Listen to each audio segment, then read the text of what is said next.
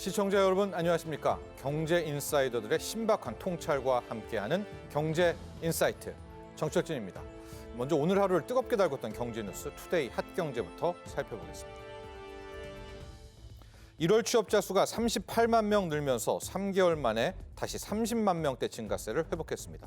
오늘 통계청이 발표한 2024년 1월 고용 동향에 따르면 지난달 15세 이상 취업자는 2,774만 3천 명으로 전년 같은 달보다 38만 명 늘어났습니다. 제조업 취업자도 2만 명 늘어 두 달째 증가세를 유지했습니다. 15세 이상 전체 고용률은 61%에 달해 1982년 7월 통계 작성 이후 1월 기준 가장 높았습니다. 오늘 한국은행이 발표한 수출입 물가지수 통계에 따르면 지난달 수출 물가지수는 118.63으로 전월 대비 3.2% 상승했습니다. 원달러 환율이 오르면서 수출 물가 상승이 나왔는데 개별 품목으로 보면 D램이 전달 대비 17% 올랐고 시스템 반도체도 16.9% 급등한 것으로 조사됐습니다. 한편 2024년 1월 수입 물가는 135.44로 전월 대비 2.2% 올랐습니다. 공사비 상승 등으로 분양가 오름세가 이어지는 가운데 지난달 서울 민간 아파트의 평균 분양가가 3.3제곱미터당 3,700만 원을 넘었습니다.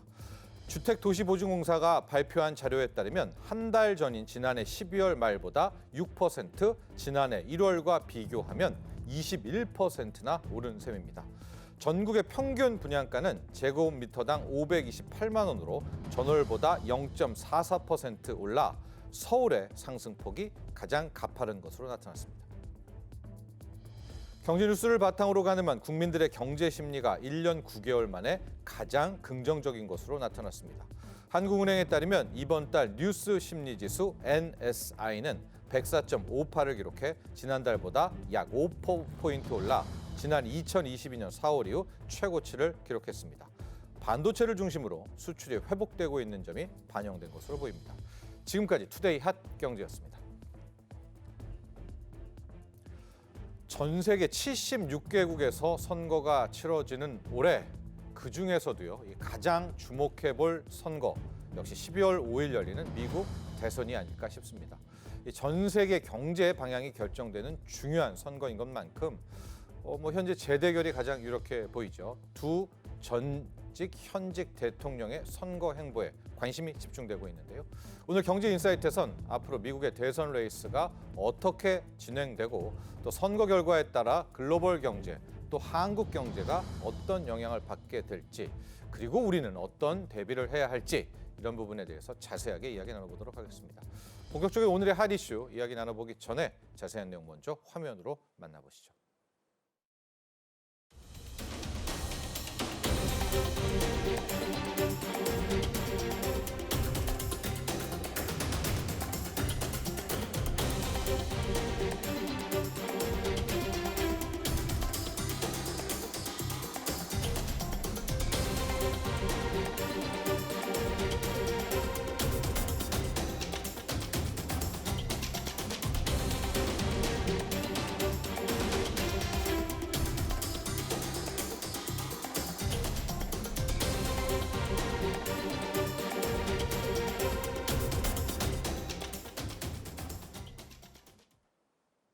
오늘 경제 인사이트 두 분의 전문가와 함께합니다. 김대호 글로벌 이코노믹 연구소장, 장혜영 중앙대학교 정치국제학과 교수 나와주셨습니다. 안녕하십니까? 네, 반갑습니다. 안녕하십니까? 네. 안녕하십니까? 자, 장혜영 교수님, 올해 슈퍼 선거의 해다 이런 이름까지 붙어 있는데 네. 그 많은 선거 중에서도 역시 가장 주목을 받는 선거 11월에 열리는 미 대선입니다. 아직 경선 중이기는 하지만은요. 민주당, 공화당 역시 트럼프, 바이든, 트럼프의 재대결이 유력하다 이렇게 보여지고 있는데요. 본격적인 이야기에 앞서서 미국의 선거제도 한번 깔끔하게 정리하고 가볼게요. 이게 간접 선거이지만 또 누가 봐도 직접적인 가장 맞습니다. 정통적인 선거다. 특히 트럼프 전 대통령 같은 경우에는 득표율에 앞서도 떨어질 수가 있다. 여러 가지 특징들이 좀 있는 것 같은데요. 미국의 선거제도 한번 먼저 요약해보고 할까요? 네. 미국 대선은 뭐 이미 말씀해 주신 것처럼 직접 선거와 간접 선거가 이제 혼합되어 있는 선거의 제도라고 말씀을 드릴 수가 있습니다. 네. 그런데 각 주마다 이 경선이나 그 규칙들이 모두 다릅니다. 그러다 보니까 11월 5일에 사실 우리가 흔히 대선이라고 얘기하는 바로 이것이 대선이 아니라 선거인단을 뽑는 선거이거든요. 네. 네, 그러다 보니까 한국처럼 하루에 당선자가 완전히 결정된다기보다는 11월 5일에 선거인단을 뽑고 12월에 선거인단들이 최종적으로 대통령을 뽑는 두 가지의 이제 선거 방식이 혼합된다라고 말씀을 드릴 수가 있거든요. 네. 근데 이제 12월 선거들은 사실상 사람들의 기억 속에서 없지요. 그래서 11월 5일에 최종적으로 당선자가 선거의 승리를 수락하는 그러한 모습으로 우리가 대통령제의 미국 대통령의 선거들이 만들어지다 보니까 네. 이게 직선인지 간선인지에 대한 네. 부분들이 좀 많이 헷갈리는 부분도 사실은 있습니다. 네. 그런데 이제 여기서 주목하실 부분들은 이미 잘 아시는 것처럼 270이라고 하는 사실 매직 넘버입니다. 왜 270이라는 매직 넘버가 우리가 필요하냐라고 얘기하면 네. 538명이 대통령 선거인단의 총 숫자이거든요. 네. 근데 이게 상원과 하원 그리고 워싱턴 DC의 3명을 포함한 숫자입니다. 네. 그래서 상원 100명, 그리고 인구 비례한 하원 의원에서 435명, 그리고 워싱턴 DC 특구에서 3명을 포함해서 538명이 이제 만들어지는 건데요. 538명의 선거인단인 거죠. 맞습니다. 예, 예. 예, 그래서 이들이 최종적으로 12월 아마 이번에는 17일로 제가 기억을 하는데요. 네. 이날 모여서 최종적으로 대통령을 선출하게 됩니다. 네. 근데 왜 11월 5일에 우리 하는 이 선거가 최종적으로 승자를 결정하는 선거냐면 네. 미국 역사상 12월에 대통령 선거인단 선거에서 자신이 지지하는 그 후보를 바꾼 적이 없습니다. 네. 그러다 보니까 공화당 후보에 대해서 나타났었던 그 선거인단과 네. 그리고 민주당에서의 나타났던 선거인단들이 자신들이 원래 지금 그 했었던 공화당 그리고 민주당의 그 대통령을 지지하는 그런 모습으로 등장하기 때문에 네. 결국에는 11월 5일의 선거의 결과가 사실상은 대통령 선거라고 말씀드릴 수 있을 것 같습니다. 선거인단이 다르게 크로스보트하는 거는 없었습니다. 없죠. 예, 지금까지 없었습니다. 그러니까 법으로도 안 되는 건가요? 아니요, 그런 건 그런 건 아닙니다. 아닌데. 사실은 네. 두 가지의 경우가 있어요. 늘 궁금했어요. 네, 네. 이게 플레지와 언플레지라고 저희들이 얘기를 네. 해요. 그래서 선거인단이 뽑혔을 때 내가 반드시 내 소속 민주당이면 민주당, 공화당이면 공화당 소속의 후보에게 내가 반드시 투표할 것이다라고 하는 게 플레지고요. 네. 그렇지 않은 사람들은 언플레지가 있어요. 근데 예. 이런 부분들은 각 주마다 플레지만을 선택할 것이냐, 그렇지 않을 것이냐는 또 주마다 많이 다릅니다. 하지만 단 한 번도 미국의 역사상 대통령 선거인단의 선거 안에서 변화가 있었던 적은 없습니다.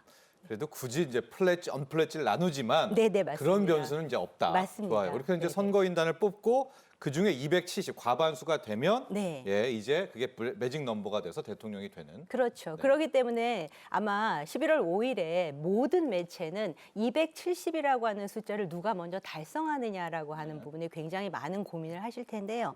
가장 중요한 부분들은 선거인단의 숫자가 다 다릅니다. 대표적인 경우에서는 캘리포니아 같은 경우는 55명이거든요. 네. 그러니까 언뜻 봤을 때 이 선거인단 이 제도의 비민주성을 고민하는 사람들 입장에서는 네. 주요한 그 몇 가지의 주 예를 들어서 10개에서 12개 주 정도만 잡으면 네. 사실상 선거에서 승리 가능하거든요. 네. 그렇기 때문에 소수의 주 혹은 인구 숫자가 상대적으로 적은 주에 대해서는 굉장히 이런 부분에 대해서 민심이 반영되지 않는 것이 아니냐라고 하는 비민주성에 대해서 고민을 많이 하는 부분도 사실은 있습니다. 지금 그림 속에 나와 있는 저 숫자가 선거인단 숫자고요. 맞습니다. 가령 뭐 위스콘신이든 네, 뭐 네, 뉴욕이든 저기에서 득표율에서 이기면 네. 그 당이 저 10명이든 11명이든 맞습니다. 다 먹게 되는 그런 맞습니다. 구조가 되죠. 예. 선거인단은 기본적으로 민주당 그리고 지금 보시는 것처럼 캘리포니아에서 54명으로 예를 들면 예. 민주당 54명 그리고 공화당 54명의 그 선거인단 리스트가 있습니다. 네. 그래서 만약에 캘리포니아에서 뭐 언제나 그래 왔듯이 민주당의 후보가 이제 이제 그 더 많은 득표를 하게 되면 캘리포니아에서는 민주당의 선거인단 숫자가 승자 독식으로 들어오게 됩니다. 네. 그렇기 때문에 이 부분은 거의 대부분 아마 아마 제가 기억하기엔 2개의 주만 제외하고는 나머지 주들에서는 승자 독식으로 모든 이 선거인단들을 실질적으로 먹기 때문에 네. 한 표라도 더 많은 득표를 하는 그 후보가 사실상 승리를 하는 그런 구조가 되어 있습니다. 네.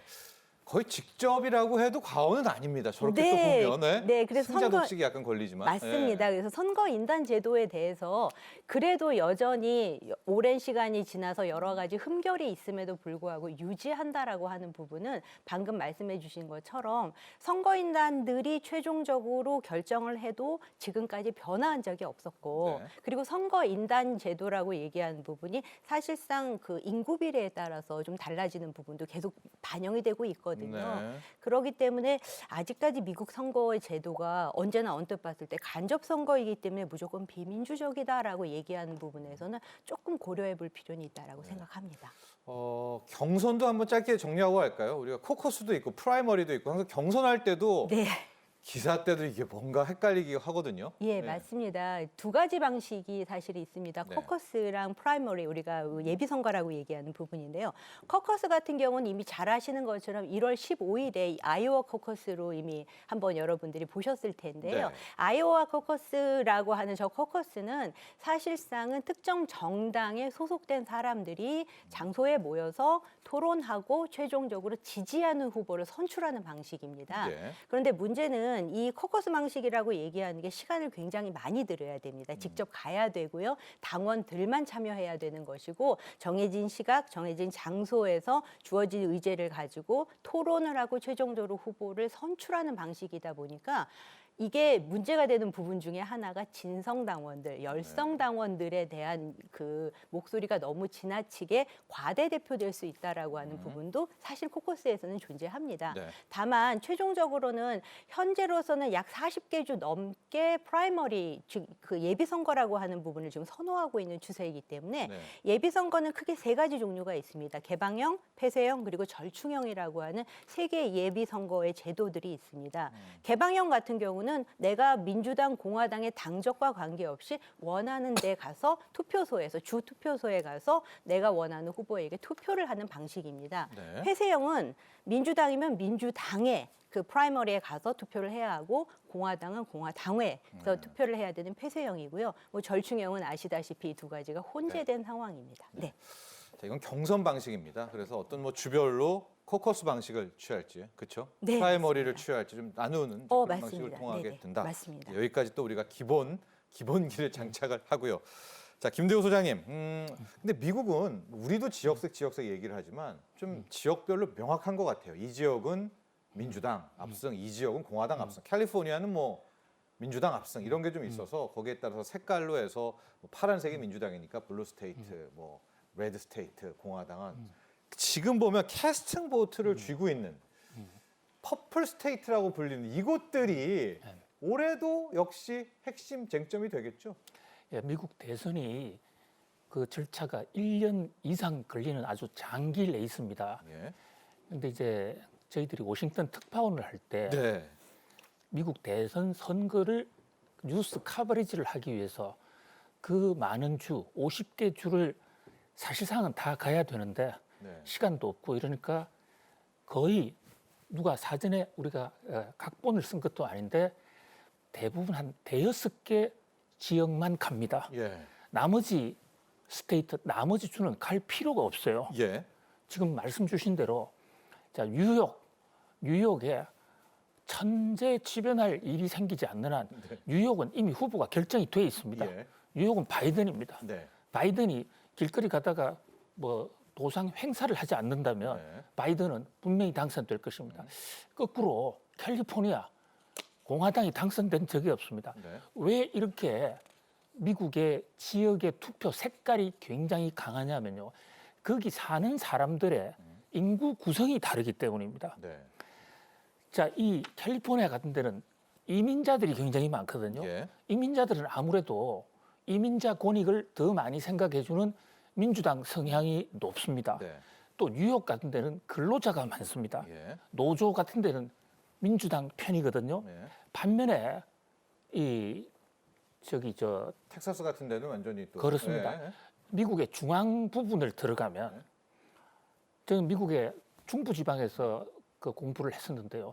그 지역에 가면 민주당을 볼 수가 없습니다. 파란색 들고 다니면 네. 아주 이 동네에 반역자 취급을 하고 다닙니다. 네. 왜냐하면 그 중부 지방에는 오래전에 미국 이민 온 이민자들이 많고 이른바 미국의 백인 중산 대중들이 많이 사는 곳인데 네. 그쪽은 기존의 미국 가치관 또 미국의 그 자유적 가치 이런 것을 지켜야 된다라는 면에서 공화당 쪽 지지가 굉장히 높습니다. 그러다 보니까 만약에 한국 같으면 그렇게 하더라도 예를 들면 한국은 특정 지역에서 민주당 성향이 높다 하더라도 거기서 공화당 계열이 몇 퍼센트를 얻느냐에 따라서 최종적인 대선 집계에 영향을 주지 않습니까? 예. 과반수가 넘는다 하더라도 그 소수 표를 얻는 것도 의미가 있는데 네. 미국은 50개 주 중에서 2개 주만 그 득표 비율로 선거인단을 뽑고 나머지 48개는 단 한 표가 많아도 네. 많은 쪽에 모든 표를 몰아주거든요. 승자 독식. 그 완전 성자 독식이란 네. 말이죠. 그렇기 때문에 뭐 우세할 것으로 이미 사전에 판정이 난 선거는 선거 자체가 의미가 없는 것이죠. 예. 그래서 현재 뭐 공화당을 언론에서 표현할 때 빨간색으로 표현합니다. 예. 그리고 민주당을 파란색으로 표현을 해요. 예. 이것은 민주당이나 공화당, 미국은 당사가 없어요. 중앙당이 존재하지 않습니다. 그래서 우리처럼 당 스스로 민주당이나 이건 파란색 또는 공화당은 빨간색이라고 스스로 얘기한 적은 한 번도 없어요. 언론이 어떤 편의상 이것을 분류를 해 보려고 그러는데 1996년부터 2000년 사이에 요게 이제 관행이 굳어졌는데요. 네. 칼라 시대가 도래하면서 색깔로 표시하니까 언론 기자들끼리 먼저 합의를 한 것도 아닌데 메이저 언론들이 공화당은 빨간색, 민주당은 파란색 이렇게 선정을 했어요. 네. 미국의 성조기가 스타즈 앤 스트라이프스라는 이 성조기 색깔을 가만히 보면 예. 흰색 빼고 그 줄무늬는 그 빨간색으로 돼 있고 그 별이 있는 지역에는 파란색으로 돼 있어요. 그래서 빨강, 파랑을 하나씩 나누어 가지는데 어느 한 그 뉴욕 타임즈의 기자가 뭐 양쪽 다 장단점이 있는데 공화당이 리파브리칸으로 시작되는 그 R자가 빨간색의 레드하고 같아. 그래서 빨간색으로 하자 이렇게 주장한 언론도 있고 또 한 곳에서는 네. 공화당이 정책이 아무래도 좀 어떤 적극적이고 공격적이다. 네. 빨간색이 색깔이 좀 정열적이지 않느냐. 그래서 공화당을 빨간색으로 하다 보니까 민주당은 이제 파란색이 됐는데 올해 경합주는 그럼 어디가 될까요? 예, 그렇습니다. 예, 그러니까 이제 그 빨간색도 아니고 파란색도 아닌 그 경합주 예. 이걸 퍼플 스테이트라고 네. 그러거든요. 빨간색과 파란색을 합치면 퍼플 색깔이 됩니다. 네네. 이 경합주가 한 7개 정도로 예. 나오고 있어요.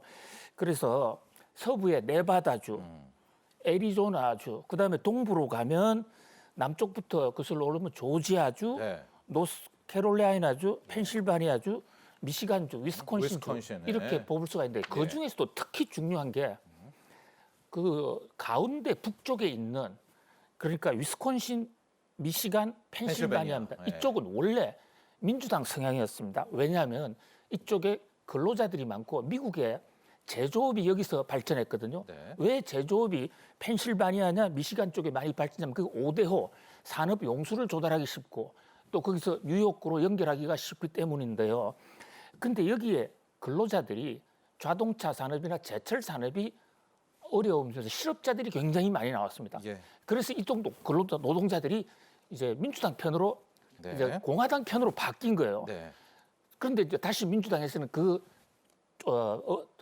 변절을 한 사람들을 다시 끌어오는데 지금 현재 여론조사상으로는 가장 비슷하거든요. 네. 이 6개 중에서의 성부가 네. 스윙 스테이트 6개나 7개가 미국 대선의 올해도. 향방을 가른다. 네. 그렇게 볼 수 있습니다. 예, 올해도 또 이 6개, 또 최근에 떠오르고 있는 조지아 뭐 이런 데까지 파악해 보면은 또 한 번 이제 10월, 11월의 밤에서 결정이 나게 될 것 같은데요.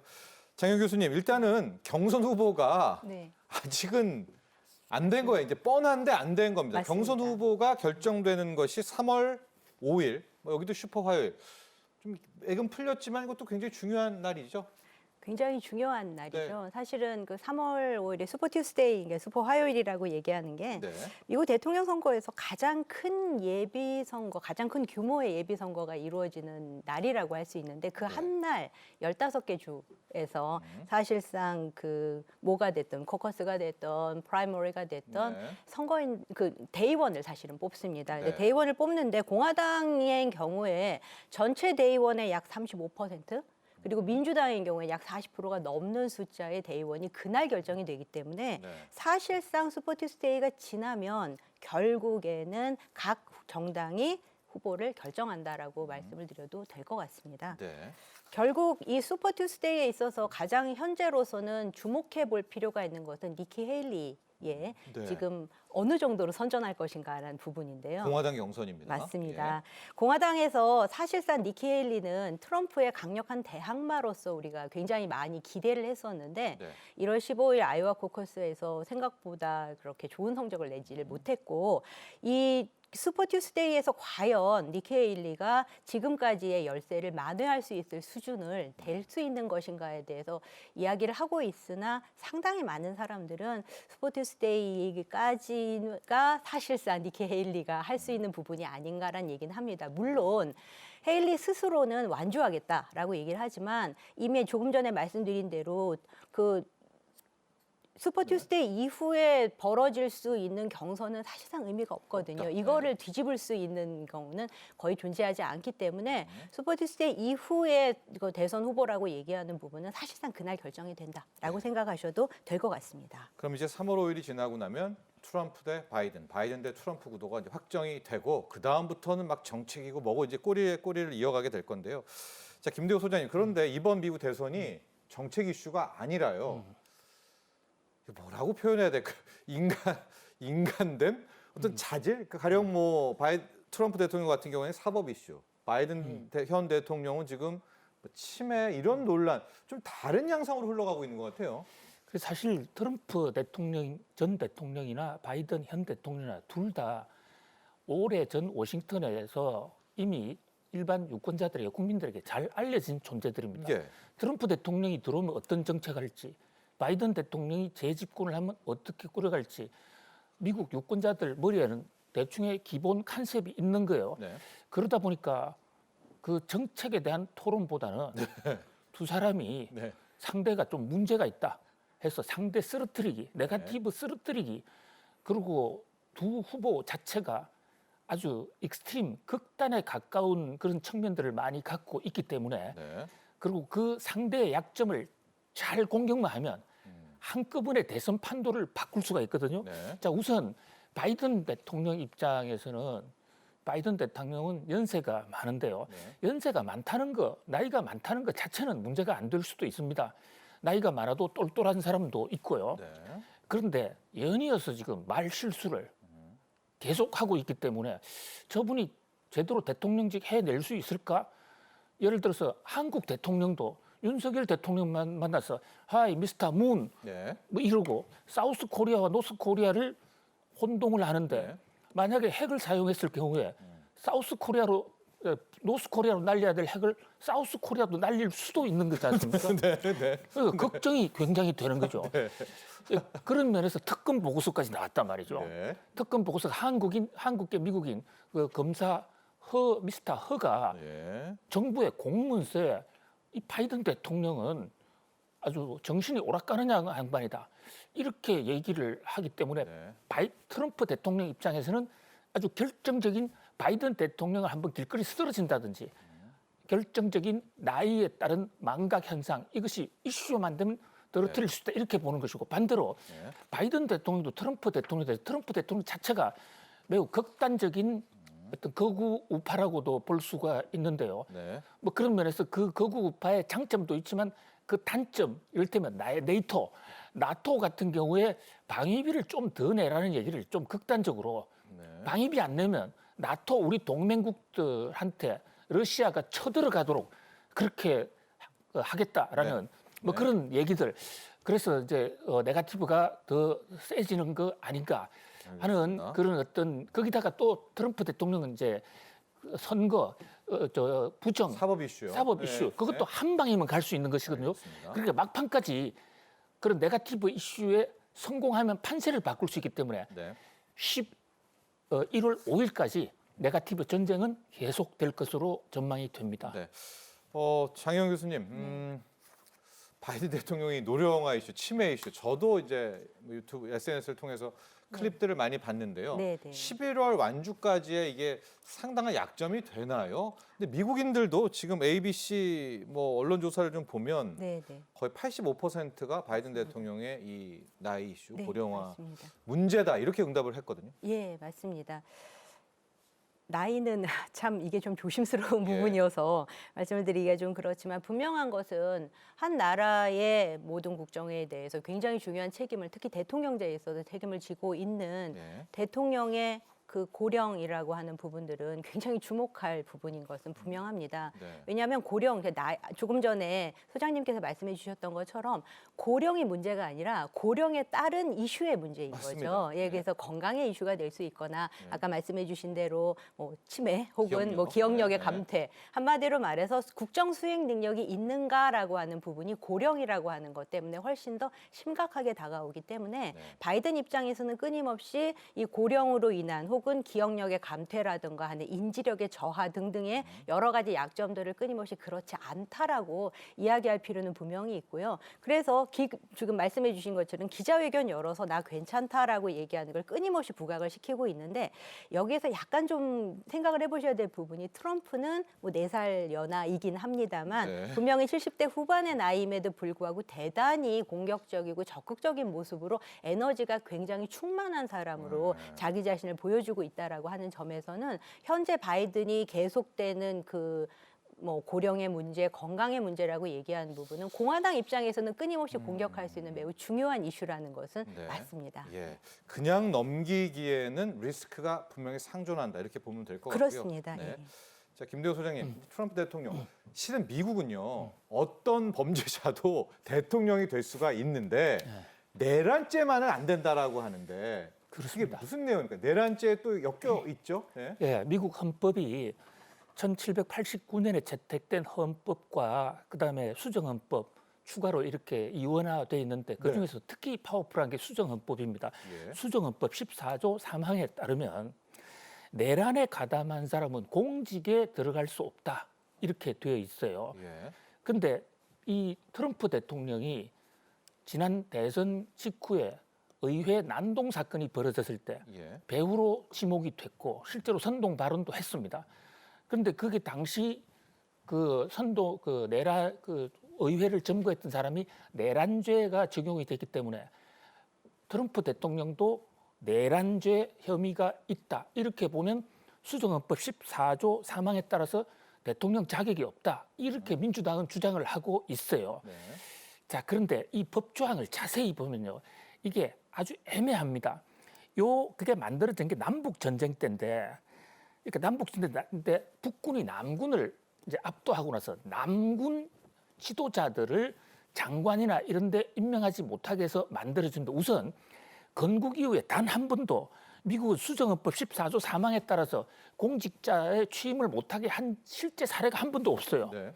거기다가 이 수정헌법 14조 3항에는 대통령은 언급이 없어요. 그러니까 주의회 또는 그 밑에 있는 직원들은 구체적인 명시가 있는데 네. 대통령에서는 언급이 없다 보니까 공화당에서는 대통령은 예외야.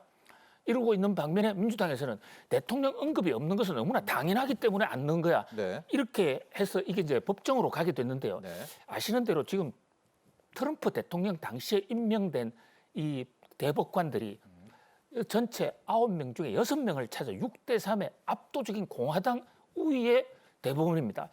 그래서 현재 대법원이 트럼프 대통령을 향해서 자격 없다라고 판정할 가능성은 매우 희박하다. 네. 그래서 이것 때문에 출마 못하는 일은 없을 것으로 저는 개인적으로 그렇게 보고 있습니다. 네, 알겠습니다. 자, 여러분 이렇게 저희가 전반적인 미 대선에 대한 구도 살펴보게 됐었고요. 이제 그다음 우리나라에 미칠 또 세계적인 경제에 미칠 영향력들 아니겠습니까? 자, 우리의 동맹국이자 또 세계에서 막강한 힘을과 또 권력을 갖고 있는 미국 대통령, 당연히 세계 경제, 또 우리나라의 안보, 또 우리나라의 경제에 미치는 영향 정말 크다고 할 수 있을 것 같은데요. 특히 바이든 현 대통령이 재임하는 것보다 트럼프 전 대통령이 다시 백악관으로 돌아올 때 리스크가 더 크다라는 또 주장도 있습니다. 뭐 그거는 우리가 좀 더 살펴봐야 될 것 같은데요. 그렇기 때문에 저희가 시나리오별로 하나하나를 살펴봐야 될 것 같은데 준비한 영상 보고 난 후에 계속해서 이 부분 논의하도록 하겠습니다.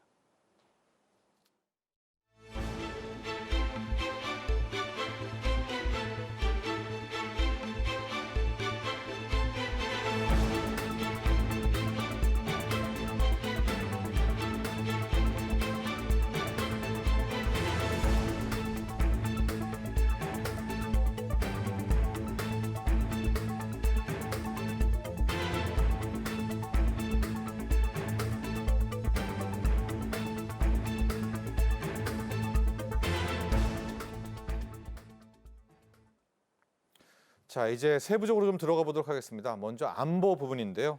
김대호 소장님, 지금 이제 나토 방위비 문제 가지고 좀 들썩들썩하고 국제 뉴스도 많이 나오고 있습니다. 이 방위비 분담 문제 먼저 이야기를 해야 될 것 같은데 바이든 현 대통령이 다시 한번 된다면 뭐 이거는 그냥 노멀하게 갈 텐데 트럼프 전 대통령이 집권을 하게 된다면 뭐 나토도 그렇고요. 당연히 우리나라도 그렇고요. 이 방위비 분담금 문제에서 좀 많은 리스크 변수가 있을까요? 예, 우리는 안보 문제를 경제와 분리해서 얘기하는 경우가 많이 있습니다만은 적어도 트럼프 대통령의 트럼프 대통령이 한 평생 살아온 인생 궤적을 통해서 볼 때 트럼프 대통령은 안보와 경제는 동일체입니다. 네. 그러니까 안보를 우리가 유럽의 안보를 미국 입장에서 유럽의 안보나 한반도의 안보를 지키는 것은 결국 미국의 이익을 위한 것인데 그 유럽이나 한반도의 안보를 지키기 위해서 미국은 돈을 많이 쓰는데 정작 그 수혜를 가장 많이 받는 유럽이나 한국이 그 비용을 부담하지 않는다면 이것은 트럼프 대통령으로는 참을 수 없는 트럼프 대통령의 철학으로서는 감내할 수 없는 겁니다. 그렇기 때문에 굉장히 공격적으로 나올 건데요. 자, 1기 때보다 훨씬 더 공격적일 겁니다. 왜냐하면 트럼프 1기 때는 자기가 중간에 재선을 해야 되는 선거가 한번 있었기 때문에 또 시간이 있었기 때문에 일단 중간 선거 다시 재선된 이후에 공격을 하기 위해서 첫 임기 시절에는 정치 작업을 했다 이렇게 볼 수 있는데 의외로 본인이 떨어져 버렸거든요. 그런데 이번에는 이제 4년밖에 안 남았고 이제는 선거도 없고 이래서 매우 공격적으로 그러니까 안보 면에서 안보를 안 하겠다는 얘기는 아니고요. 미국 경제적 이익이 안 되는 안보는 하지 않겠다. 그런 면에서 동맹국들의 경제적 부담이 매우 커질 것으로 보여집니다. 네. 나토의 지금 방위비 부담도 당연히 트럼프가 집권하게 되면 더 올릴 것 같아서 각국 나토 관계 해당되는 국가들도 좌불안석이라고 하는데요. 자, 장혜영 교수님. 네. 그런데 지금 우리 구도를 좀 보면 세계 구도가 미국 팀과 중국, 러시아 팀으로 나뉘어져 있고 편먹기 속에서 우리는 이제 미국 팀으로 들어갔잖아요. 그리고 한미일 삼각 구도가 됐고 이런 상황인데 이건 어떻게 될까요? 바이든 현 대통령이 재집권하는 게 이렇게 보면 얼핏 이게 가는 게 좋을 것 같다라는 생각도 듭니다. 왜? 워낙 이제 트럼프 전 대통령이 되면 나토나 우리한테나 방위비 더 올리라 할 것 같기도 한데 근데 또 바이든이 우리 대통령이 방위비를 깎아주거나 한 것도 아니잖아요. 그러니까 그렇죠. 한미 삼각구도 또 한미 방위비 문제 이건 어떻게 될까요? 일단 한미일 삼각협력과 관련된 부분에 있어서는 앞서서 말씀해 주셨던 나토와 관련된 발언을 한번 좀 주목할 필요는 분명히 있습니다. 그런데 이 많은 경우에 있어서 트럼프를 우리가 트럼프 변수라고 표현을 사실 하는데요. 트럼프가 과연 변수일까라는 생각을 해봐야 되는 거죠. 트럼프 일기에서도 동일한 이야기를 해왔고 그것이 계속 유지된다라고 얘기하면 이건 트럼프는 변수가 아닌 트럼프는 상수가 될 확률이 되게 큽니다. 한번 경험했으니까. 그렇죠. 그리고 두 번째 한번 생각해 보셔야 될 부분은 트럼프 일기 때 해왔었던 일련의 모든 부분들에 대해서는 학습 효과가 존재하거든요. 그럼 이 학습 효과에 있어서 분명히 긍정과 부정이라고 얘기하는 부분에 일종의 주판셈이 이들은 다 있다라고 하는 부분이죠. 그렇기 때문에 이기에 있어서 강력하고 굉장히 공격적인 방향으로 정책의 변화가 있을 것이라고 하는 의견이 분명히 존재하지만 정책이라고 하는 부분은 일관성도 존재해야 하며 정책에 있어서는 경로 의존성이라고 얘기하는 부분은 굉장히 중요합니다. 그러다 보니까 사실상 지금 트럼프가 나토와 관련된 여러 가지 굉장히 과격한 발언들에 대해서는 네. 미국에서는 전략적 불확실성이라고 하는 표현을 사용을 합니다. 무슨 말이냐면은 불확실성을 계속 유지하는 것은 맞는데 이것이 그냥 정말 말도 안 되게 럭비공이 이리 튀고 저리 튀지 하는 것이 아니라 대단히 전략적으로 불확실성을 해서 극대화한다라고 하는 부분인 거죠. 네. 따라서 나토와 관련돼서 나토 탈퇴에 관련된 부분은 트럼프 일기에서는 계속 나왔었던 얘기입니다. 네. 그러나 4년 동안 나토는 탈퇴 안 됐고요. 이번에 있어서도 북대서양 조약에 있어서 제5조 즉 그 컬렉티브 시큐리티 즉 집단 안보와 관련된 부분에 있어서는 이 부분을 포기할 거라고 생각하기는 좀 더 시기상조가 아닌가라는 생각이 듭니다. 네. 따라서 우리나라에서 고민을 하고 있는 그 트럼프가 집권을 해서 트럼프를 변수로 보고 트럼프가 앞으로 무엇을 어떻게 할 것이냐에 대한 불안감이라고 얘기하는 것은 이미 우리가 트럼프 일기에서 확인하고 학습한 결과가 존재하기 때문에 네. 이에 의거하여서 트럼프가 이후에 무엇을 만약에 백악관으로 들어온다고 하면 무엇을 할 수 있을 것인가에 대해서는 제 개인적으로는 한국 정부뿐만이 아니라 파트너 국가들 안에서는 상당 수준에 있어서의 다양한 시나리오를 가지고 있을 거라고 생각합니다. 네. 따라서 재집권이라고 얘기하는 부분들이 충분히 가능성이 있기 때문에 앞으로 이런 부분에서 어떠한 것들이 한미일 협력 관계에 있어도 문제가 될 것인가에 대해서 촉각을 곤두세우는 것은 맞습니다만 며칠 전에 그 CSIS에서 했었던 여러 가지 포럼에서도 네. 한국 그리고 미국의 전문가들은 기본적으로 한미일 공조 그리고 워싱턴 선언이라고 하는 부분에 있어서 큰 틀이 변화하진 않을 것이라는 네. 부분은 재확인을 했습니다. 네. 분명히 이 부분은 무슨 뜻이냐면 한미일 공조 그리고 워싱턴 선언의 큰 틀이 유지가 된다라고 하는 부분에 주목하실 필요가 있는 것이지 네. 세세한 부분에 있어서 세부 내용의 변화라고 얘기하는 거는 트럼프뿐만이 아니라 바이든이 당선이 됐어도 그 세부 구조에 대해서는 변화는 분명히 존재합니다. 네. 그렇기 때문에 앞으로 우리가 고민해야 되는 부분은 한미일의 협력이라고 하는 협력 구조의 제도화 네. 그리고 워싱턴 선언이라고 하는 큰 틀에 대해서 이 제도화하고 이 부분을 어떻게 지속 가능하게 움직일 것인가에 대한 협력들을 다각적으로 움직일 필요가 분명히 존재하고 네. 그리고 아마 2월 12일 그리고 14일 그 사이였던 걸로 제가 기억을 하는데요. 그 NCG에 있어서 국방부로 이 모든 권한들을 이전했다라고 하는 부분들을 이미 잘 알고 계실 겁니다. 네네. 이 말은 백악관과 청와대죠. 네. 청와대와 백악관이 주도를 해왔었던 워싱턴 선언에서의 주요한 부분이 국방부인 실무자로 이전했다라고 하는 부분은 이미 트럼프가 당선이 되어서 이 이후에 다양한 형태에서 변화가 존재한다고 하더라도 제도가 이미 이제 확립이 된다라고 하면 이 부분에 대해서의 불확실성은 상당히 줄일 수 있지 않을까. 방위비는 어떻게 돼요? 방위비는 계속 증가할 것 같습니다. 제 네. 개인적인 생각입니다만 방위비는 앞으로 끊임없이 증가할 겁니다. 기본적으로 트럼프는 기본적으로 you gotta pay 예. 그거잖아요. 그런데 그런데 바이든이 더 난 거 아니에요? 방위비만 보면? 그런데 이 방위비라고 얘기한 부분은 궁극적으로 처음에 5배였다가 약 13%로 이제 최종적으로 줄이고 네. 일련의 과정들을 통해서 이제 저희들이 계속적으로 방위비에 대한 부분을 하고 있는데 네. 올해 사실 조기 협상이 방위비와 관련된 조기 협상이 들어간다라는 이야기를 한다면 사실상 이 부분에 있어서는 두 가지로 볼 수 있지 않을까 싶습니다. 트럼프라고 하는 부분을 변수로 생각한다면 트럼프 집권 이후에 이제 재집권이죠. 네. 재집권 이후에 좀 더 심각한 방위비의 인상이 예견되기 때문에 미리 차라리 조기 협상을 하여서 단연간의 협상을 통해서 더 이상 트럼프 내부 안에 그러니까 트럼프 집권 시기에는 더 이상의 방위비와 관련된 문제를 좀 줄이겠다라고 하는 부분도 예. 분명히 존재를 하고요. 방위비와 관련된 부분에 있어서는 궁극적으로는 어떠한 채널에서 어떻게 협상하느냐에 따라서 최초로 제시한 금액에서 더 소위 말하는 디스카운트 혹은 더 낮아지거나 아니면 우리에게 훨씬 더 유리한 방위비 협상이라고 하는 부분도 충분히 가능하다고 생각합니다. 다각도로 열려 있다. 네, 저는 그리고 다각도로 열어야 한다라고 열어야 생각합니다. 한다. 네. 알겠습니다. 자, 이제는 경제로 한번 가보도록 하겠습니다. 김대호 소장님, 경제 부분 진짜 확인할 게 많은 게 일단은 또 무역 전쟁하는 거 아니야? 관세 또 때리는 거 아니야? 중국은 어떻게 압박할까? 그리고 세 번째가 이 IRA 관련한 현재 바이든 정부가 틀고 있는 신재생 에너지, 전기차 이걸 다시 트럼프가 되돌리는 거 아니야? 이런 세 가지 측면들이 있거든요. 여기를 한번 다 총괄적으로 이야기를 해주시죠. 하나씩 예. 하나씩. 예. 자, 8년 전으로 되돌아가서 트럼프가 처음 집권했을 때 트럼프 대통령이 백악관에 들어와서 처음에 무슨 일들을 했냐라고 한번 회상해 볼 필요가 있습니다. 네. 이것은 트럼프 재집권 당시에 할 정책을 시사하는 바이기도 하거든요. 그래서 가장 세계를 놀라게 했던 것이 대통령의 행정명령으로 파리 기후협약에서 탈퇴해 버린 것입니다. 네.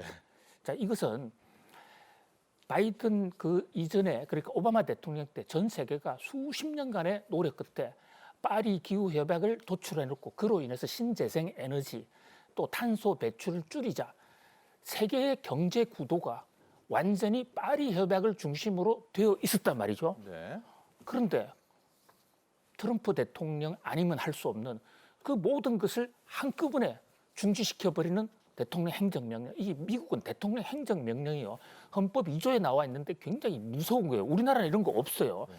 왜냐하면 기존에 있던 어떤 것도 대통령 행정명령 하나로 그날로 다 무효화됩니다. 네. 그래서 트럼프가 왔을 때 기존의 정책이 완전히 뒤바뀔 수 있다고 겁을 내는 거죠. 자, 그렇게 됐을 경우에 이 대통령 행정명령을 뒤집을 수 있는 것은 의회가 그 대통령 행정명령이 잘못됐으니까 그것을 새로 부정하는 어떤 합의 법안을 만들어야 되는데 그거 만들기가 쉽지가 않거든요. 자, 근데 파리 협약이 없어지면서 탄소 배출 협정 전 세계 완전히 지금 무력화가 돼 버렸습니다. 네.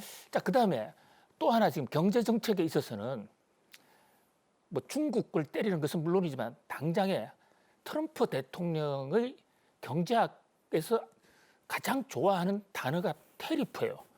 그래서 우리 흔히 관세. 트럼프 대통령 네. 관세 대통령이라고 네. 합니다. 이 관세가 제국주의 중상주의 시대 때 그러니까 벌써 200년, 300년 전에 루이 14세 이런 왕들이 전가의 보도처럼 내세우는 거거든요. 네.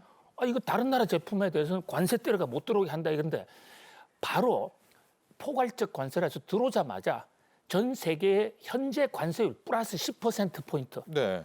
그렇게 되면 자유무역협정은 무력화될 수 있다. 그다음에 또 하나는 IRA라는 인플레 감축법. 바이든 대통령이 만든 건데요. 신재생 에너지, 뭐 배터리나 자동차 관련해서 태양광. 네. 예, 미국에서 하면 네. 보조금 주겠다. 그래서 우리나라 기업들이 엄청나게 국내 일자리도 급하지만은 그 보조금 받으러 미국으로 많이 갔고 지금도 가고 있어요. 그거 한꺼번에 없어질 가능성이 있거든요. 네. 그런 면에서 그 물론 일각에서는 의회가 있기 때문에 바이든 트럼프 대통령이 함부로 막 바꾸겠느냐. 네. IRA는 또 법안이잖아요. 그렇습니다. 네. 그리고 또 일기에도 해봤는데 그 양반 말로만 하고 실제 행동은 많이 안 옮겼잖아. 그런데 일기와 이기는 저는 굉장히 달라질 것이라고 보고요. 그런 게 어디서 나타나냐면 트럼프 대통령이 요즘 일기를 쓰고 있어요. 네. 다이어리 일기를 쓴다고요? 일기 네. 같은 네. 그러니까 그 어젠다 47이라고 하는 예. 어젠다 49.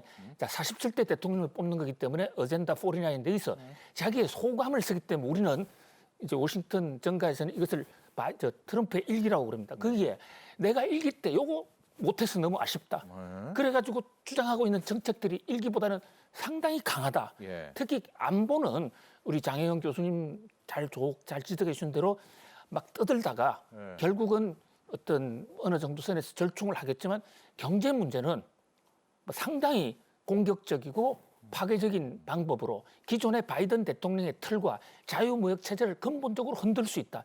그래서 우리는 여기에 대해서 플랜 B, 플랜 C를 아주 세밀하고 구체적으로 준비해야 된다 이렇게 봅니다.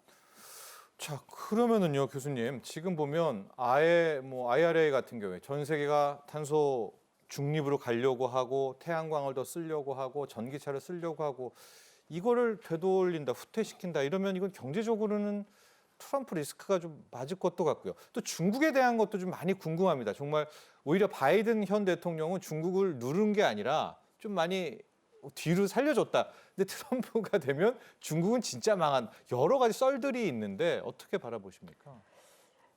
제가 뭐 이쪽의 전문가가 아니어서 뭐 정확하게 정책적으로 말씀하실 네, 정책적으로. 말씀을 네. 드리기는 좀 네. 어렵습니다. 그런데 중국과 관련된 부분에서는 사실은 트럼프와 바이든에 있어서의 정책 기조가 엄청나게 큰 변화가 있다고 보기는 사실은 어렵습니다. 네. 기본적으로 뭐 중국 때리기라고 얘기하는 부분들은 만약 트럼프의 재집권이 가능하다면 그게 강화될 거라고 하는 부분은 사실은 부인하기가 어렵습니다. 근데 그렇지만 현재로서 보시다시피 중국의 경제가 상당히 침체되어 있는 예. 상황이고요. 미국의 경기 지수는 생각보다 좋습니다. 예. 이런 상황에서 일턱이 어떻게 보면은 뭐 표현이 좀 그렇습니다만 양 국가의 경제 대결 안에서는 중국이 사실상은 승리하기라고 보기는 좀 어렵지 않겠습니까? 근데 그러다 보니까 결국에는 트럼프 입장에서도 아까 소장님께서 정말 정확하게 지적을 해주신 것처럼 네. 안보와 경제라고 얘기하는 부분이 사실 넥서스의 관계이거든요. 굉장히 강력하게 연결되어 있는 관계이다 보니까 중국에 대해서 어느 정도까지 한마디로 중국 때리기를 해야만이 안보에 대해서 지나치게 해를 가하지 않은 상태에서 네. 균형이 잡아가며 소위 말하는 주도권을 확보할 수 있는 것인가라고 하는 부분이 트럼프가 앞으로 만약에 재집권을 하게 된다면 트럼프 2기에 있어서의 가장 중요한 부분이 아닌가를 저는 개인적으로 생각을 합니다. 왜 그러냐면 중국을 계속 때리다가 보면 이미 대만 총통 선거에서도 잘 보셨었던 것처럼 양안 관계라고 얘기하는 부분은 단순하게 대만과 그리고 중국과의 관계가 아니라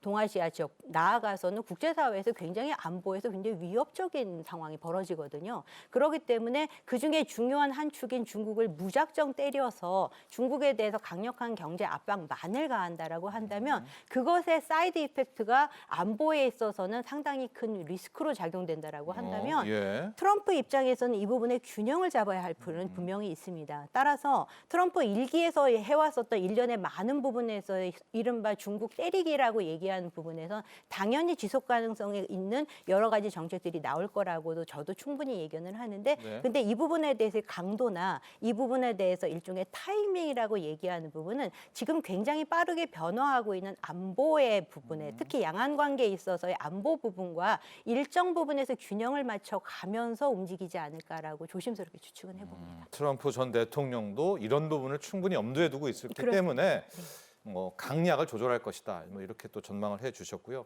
저희가 이제 시간이 다 돼서 우리가 좀 대비해야 될 부분 경제적으로 한번 소장님 볼게요. 그러니까 또 이런 생각도 있어요. 아무리 지금 전기차로 바꾸고 있는데 트럼프 전 대통령이 이거를 끄집어서 다시 내연기관차로 가지는 않을 거야. 뭐 이런 이야기도 좀 있는데 확실한 건 다 뭐 미국 우선주의입니다. 다 미국으로 와라. 이런 거 우리가 따르되 산업적으로 어떤 대비를 해야 될까요? 그러니까 저도 8년 전에 트럼프 대통령이 당선이 되면 설마 파리 협약을 철회해 버릴까? 세계가 이미 방향을 정했는데 이렇게 생각을 했는데 트럼프 대통령이 철회했습니다. 그래서 그때 여러 가지 이제 트럼프 대통령에게 국회의원들도 또 워싱턴 특파원도 질의를 하고 이랬는데 트럼프 대통령의 답이 아주 가관입니다. 무슨 얘기냐면요. 트럼프 대통령은 생각이 많이 다른 거죠. 파리 협약에 사인했던 그 전임 대통령이나 정치인들은 한마디로 자, 파리 협약의 기본은 탄소를 줄이자는 건데 네. 탄소가 많이 배출되니까 지구가 온난화됐다는 그 전제하에 있다. 그런데 탄소가 지구 기후를 높인다는 증거가 있느냐? 또 한 걸음 더 나아가서 그 석유를 많이 썼다고 해서 네. 그것이 기후를 변화했다는 그런 증거를 대라. 근데 그것을 심정적으로 99%는 생각하지만 증거는 딱 떨어지게 과학자들이 되고 있지 못하거든요. 자, 그런 점에서 트럼프 대통령은 전기차 정책, 지금 미국은 석유가 아직도 많이 남아 있습니다. 그러니까 보수적인 그 경제 정책을 뒷받침하는 트럼프 대통령 입장에서는 산업 자본을 뒷받침해야 될 입장에서는 석유를 좀 더 써야 돼요. 네. 전기차로 빨리 가야 될 이유가 없는 겁니다. 네. 네. 뭐 그런 어떤 게 있기 때문에 우리는 최악의 상황에도 대비를 해야 된다. 그래서 특히 우리가 중요한 것은요, 그 국제 연대를 잘하고 여러 가지 어떤 옵추니티, 네. 다양한 어떤 수출 통로를 갖고 특히 국제 공급망에서 네. 주도적인 역할을 하는 그런 어떤 노력을 좀 할 필요가 있다. 이런 제안을 해 봅니다. 알겠습니다. 자, 오늘 준비한 소식을 일단 여기까지 마치도록 하겠습니다. 오늘 함께해 주신 두 분 모두 감사드립니다. 네, 감사합니다. 감사합니다. 자, 경제인사이트 오늘 여기까지고요. 여러분, 지금 시장의 가장 뜨거운 관심사입니다. 정부가 2025학년부터 그때 입시부터죠. 이 의대 정원 규모를 2,000명 증원하겠다고 밝혔습니다. 지난 6일 발표한 의사 인력의 확충 목표치는 2035년까지 10,000명인데요. 뭐 앞으로 뭐 대학별 배분, 또 정원, 지역 인재 전형 규모 이런 후속 과제들이 남아 있는 상황인데 또 의사분들의 반발도 심상치가 않죠. 다음 시간 경제인사이트에서는 의대 정원 확대와 관련해서 남은 과제, 또 해법, 보완해야 할 점 자세하게 짚어보도록 하겠습니다. 오늘도 함께해 주신 시청자 여러분 감사합니다.